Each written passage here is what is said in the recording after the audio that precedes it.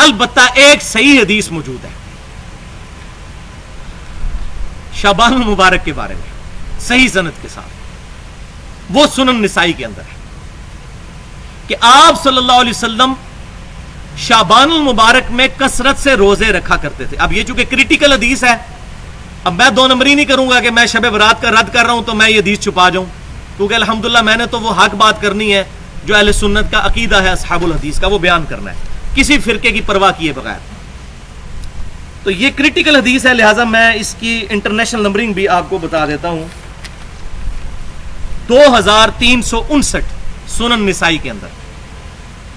شیخ البانی رحمہ اللہ بھی اس کو صحیح کہتے ہیں، شیخ زبیر علی زئی صاحب نے بھی اس کی صحت پر حکم لگایا ہے، مشکات المصابیح کے اندر بھی انہوں نے ایک جگہ پہ اس کا ذکر اشارتاً کر دیا ہے. سنن نسائی کی حدیث ہے کہ نبی صلی اللہ علیہ وسلم شعبان میں کثرت سے روزے رکھتے تھے. پوچھا گیا یا رسول اللہ صلی اللہ علیہ وسلم آپ شعبان میں کثرت سے روزے کیوں رکھتے ہیں؟ تو آپ صلی اللہ علیہ وسلم نے فرمایا کہ اکثر لوگ اس مہینے کی فضیلت سے غافل ہیں، جبکہ اس مہینے میں نامہ اعمال اللہ کی بارگاہ میں پیش کیے جاتے ہیں، اور میں یہ چاہتا ہوں کہ جب میرا نامہ اعمال اللہ کی بارگاہ میں پیش ہو تو میں روزے کی حالت سے. الحمدللہ. اور صحیح بخاری اور مسلم کی متفق علیہ حدیث ہے کہ آپ صلی اللہ علیہ وسلم رمضان المبارک کے بعد سب سے زیادہ روزے اس مہینے میں رکھتے تھے، اور مسلم کی روایت میں یہ ہے کہ پورا مہینہ ہی روزہ رکھتے تھے. پورا مہینہ شعبان کا آپ صلی اللہ علیہ وسلم روزہ رکھا کرتے تھے.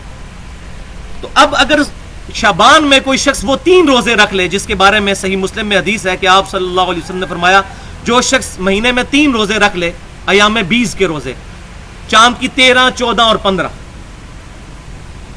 تو وہ شخص ایسا ہوگا جیسا کہ وہ پورا سال روزہ رکھنے والا ہے. آپ صلی اللہ علیہ وسلم بھی ان روزوں کا اہتمام کرتے تھے. سنن نسائی میں صحیح سند کے ساتھ موجود ہے کہ آپ صلی اللہ علیہ وسلم سفر ہو یا حضر، آپ صلی اللہ علیہ وسلم مہینے میں یہ 3 روزے کبھی نہیں چھوڑتے تھے، چاند کی 13، 14 اور 15 ایام 20 کے روزے.